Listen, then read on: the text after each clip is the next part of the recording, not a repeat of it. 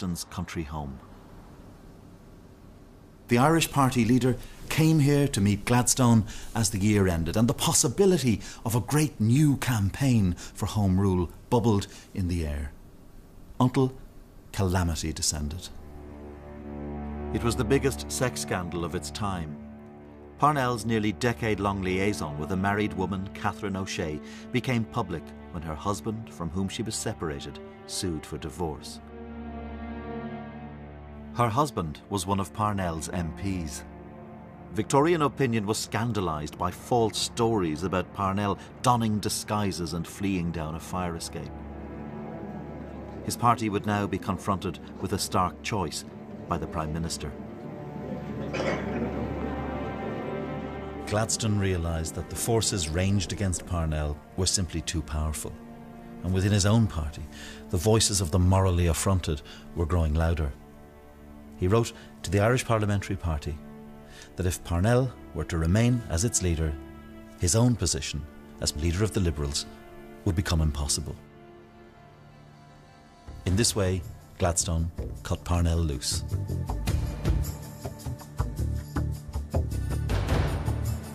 But Parnell would not step down, even after his former allies, the Catholic bishops, denounced him.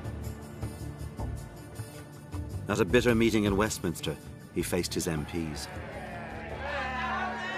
Parnell placed his leadership before the unity of the party, and it split. The majority deserted him. He returned to Ireland to campaign, facing often hostile crowds. His health worsened, and he was dead within a year. Parnell's fall and destruction was a kind of classic tale of hubris. He was a titanic figure, but the flaws in his personality were part of that titanic image, that kingly hauteur. When he fought his last campaigns, one of his tactics was to pour scorn on the very thing that he himself had accomplished. He was now saying, look, it would never have happened. Never trust the British. He is reverting to an older Fenian-style kind of rhetoric, where Britain represents the infamous thing that you can never trust, that will always do down Ireland. He's saying, now they've done down me. He had done himself down. Vast crowds attended Parnell's Dublin funeral. A star has been laid low, wrote the poet W.B. Yeats.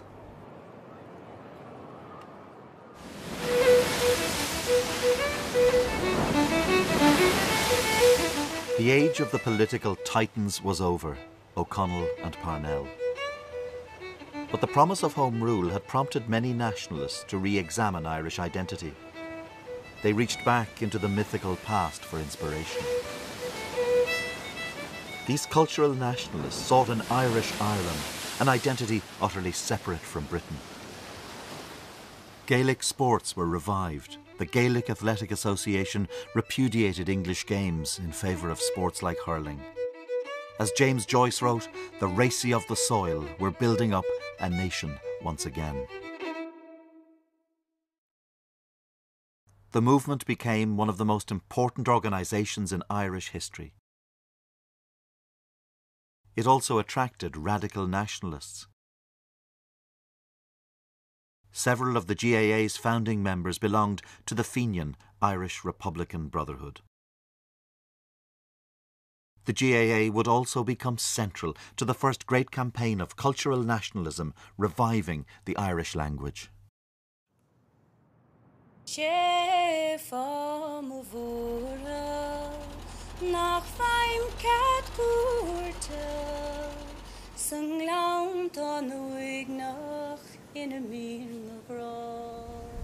Stretching back century over century, the Irish language had been the dominant tongue on this island. But by the late 19th century, that had changed. English was now widely spoken.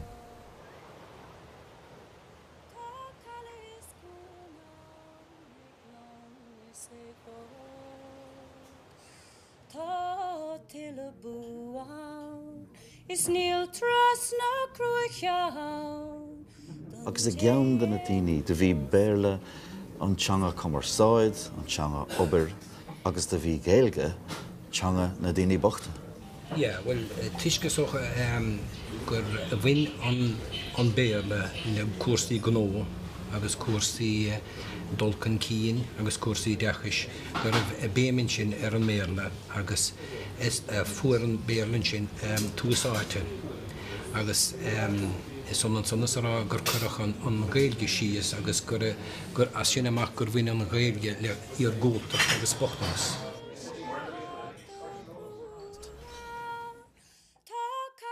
The attempt to revitalise the language led Douglas Hyde, a Southern Protestant, to co-found the Gaelic League.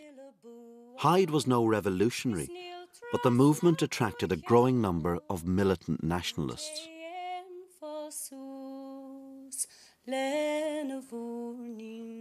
People like Douglas Hyde want to keep politics out of the Gaelic League. But politics are never going to be kept out of a movement, part of whose rhetoric depends on the constant reiteration of Englishness as contamination. But this cultural renaissance isn't simply an attempt to create a nationalist myth of Ireland. The poet William Butler Yeats is an Irishman rooted in the Protestant world, but committed to nationalism. He writes in English, but is inspired by Eastern mysticism, European modernism, and Celtic mythology. Yeats and his colleagues are imbued with the past, but open to the world. It comes from the kind of interest in Irish literary origins, which has been going on since the 1830s and 40s, with translations of old sagas and with an interest in the literary content of the Irish language. And they're very alive to a European tradition. And I would say that one of the great inheritances they give to the Irish cultural tradition is that broadness, that sophistication, that Europeanness. The cultural ferment encompassed revolutionaries and moderates, mystics and scholars, and more than one literary giant. Yet for many Irish people, it was not the imagined Ireland of the cultural nationalists that framed their worldview, but a British Empire that in the late 19th century had never seemed so powerful. The Dublin of the revival was an imperial city.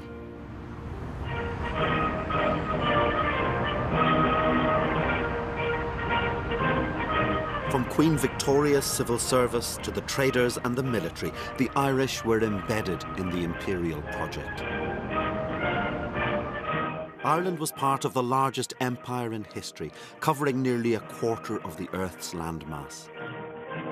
And it offered endless opportunity to the willing and the adventurous. In the East India Company, a sixth of the administration was Irish, more than any other group. Nor was Irish imperial involvement confined to the Protestant ascendancy class. Civil servants like the Cork-born John Pope Hennessy from a Catholic family rose to become a reforming governor of Hong Kong. Soldiers like Luke O'Connor from Roscommon joined the army as a private, won the first ever Victoria Cross and retired as a Major General. In 1897, here in London, the Empire celebrated the Diamond Jubilee of Queen Victoria. Victoria could contemplate her vast dominions with confidence. Even in Ireland, so long, so troubled, the Pax Britannica seemed secure. It would be shattered by events many thousands of miles away, and they would resonate loudly in Ireland.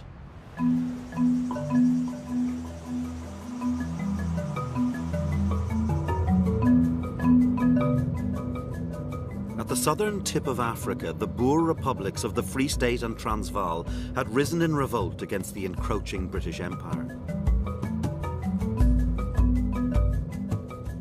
Irishmen working on the mines joined the Boers in this white man's war. Militant nationalists watching from Ireland would soon rally to the Boer cause.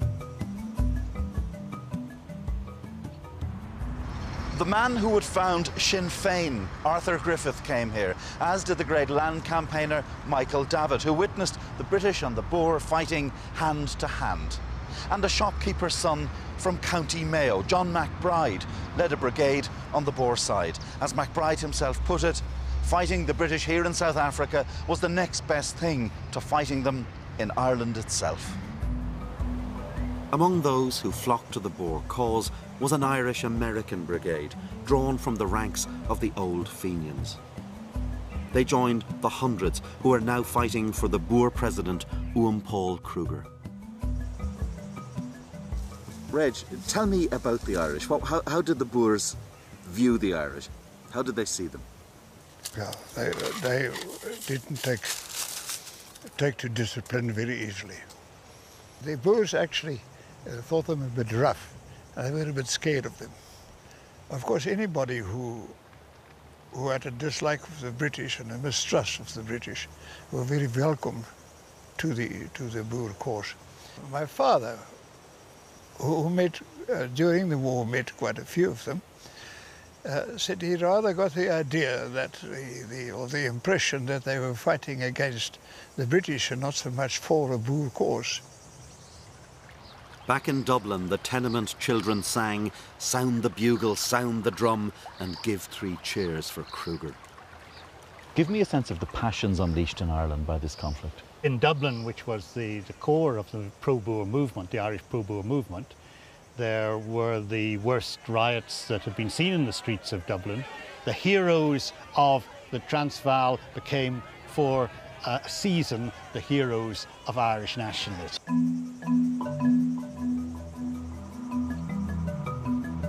But there was another Irish reality in South Africa. Far more Irishmen, some 40,000, fought on the British side.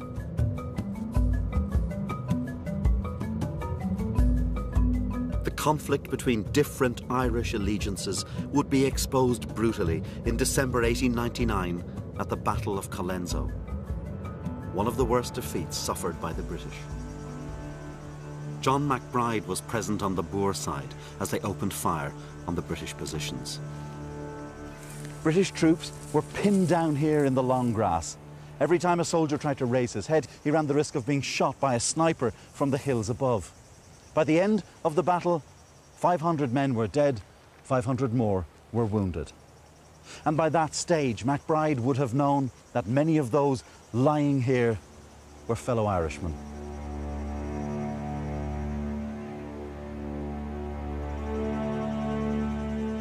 These men were loyal to their regiments. You only have to count the number of VCs that were won in these fields around us. You must remember that there are more Irish people, more Irish men buried in this valley than anywhere else on the African continent.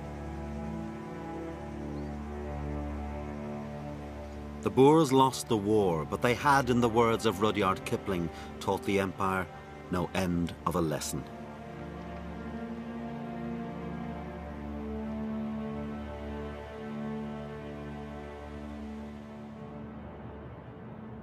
The Boer War had proved that there was a dedicated minority of Irish committed to breaking the link with empire. And although in South Africa they were vastly outnumbered by those loyal to the Crown, it was the enemies of Britain who would dictate events in the new century and propel Ireland into an age of violent revolution.